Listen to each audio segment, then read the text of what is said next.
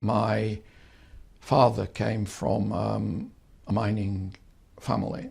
His father had been a skilled miner who was then promoted to mine supervisor or deputy, and then to overman, which is where the highest supervisory level before you get to managers who needed a professional mining qualification. And my father's brothers went into mining, and some of his sisters married miners. My father himself worked all his life as a clerk at a colliery in the next village. Spent 50 years in the same office as a wages clerk and then a cost clerk. And my mother came from rather different kind of family. She was one of 4 sisters, and 2 of her sisters married mine workers. So we were in part a mining family, and the community that I grew up in, this little village, the majority of men in that village would work in the mine by the village or in neighbouring mines.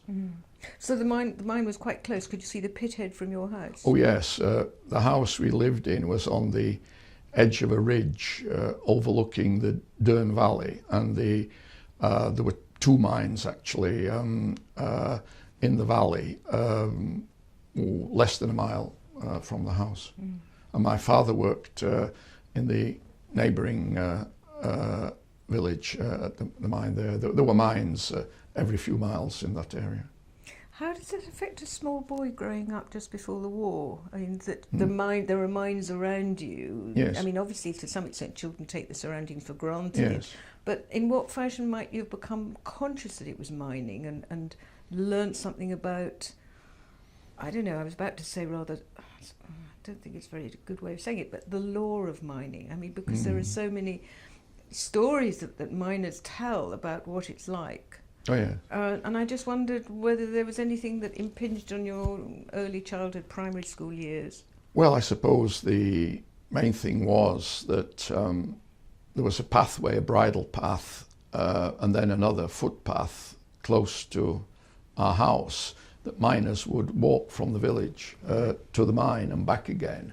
So you saw them coming back, coming black-faced and so on. It's the kind of thing that I suppose a young child asked questions about. Yeah. And then, of course, my father would talk about what was happening at the pit, and my uncles would always be talking about mine and so on.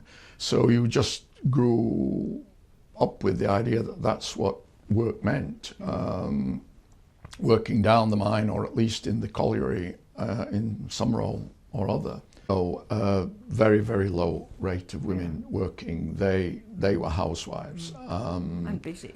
Sorry? And busy, I guess. Oh, very busy, because an enormous amount of washing, cleaning to do, and women in that village worked until they married, typically. In fact, some even didn't work before they were married. They might be daughters helping their mothers. If it was a big family and there were 3 or 4 miners in that family, father and then sons, working different shifts, of course, because it was all shift work. Then you probably needed 2 or 3 people to do the housework and the cooking and the washing. Cooking, with a perpetual meals. Just the whole time. Did you go to the local primary school? Yes, local Church of England school. The village was, I suppose now you call it a bimodal village. It had been an agricultural village, rather remote agricultural village. And then the mines started being developed in that area towards the end of the 19th century and then early 20th century. And so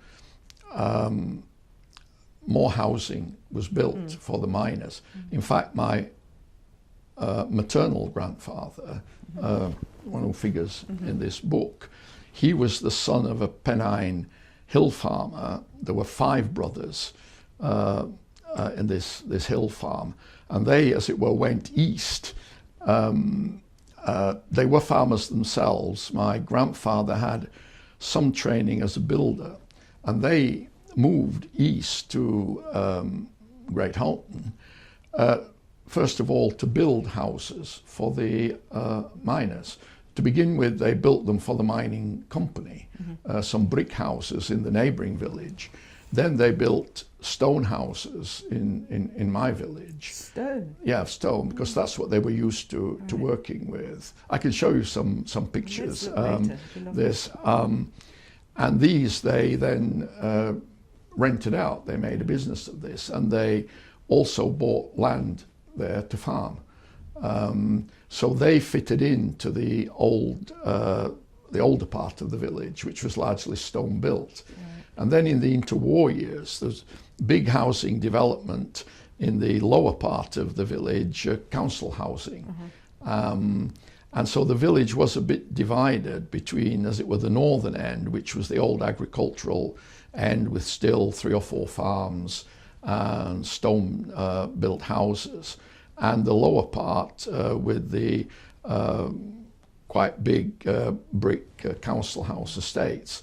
And so the school I went to was a Church of England school, built in stone, northern end of the village, and then there was the council school, red brick building at the southern end of the village. Interesting. So this was one reason when, for example, I read, if you remember it, Dennis Henriques and Slaughter's Ashton study. Yep. I thought, don't generalize from that to mining communities. My mining community and quite a few others I know are very, very different. And so this built in a very early skepticism about generalizing from community studies and a failure to recognize the degree of variability.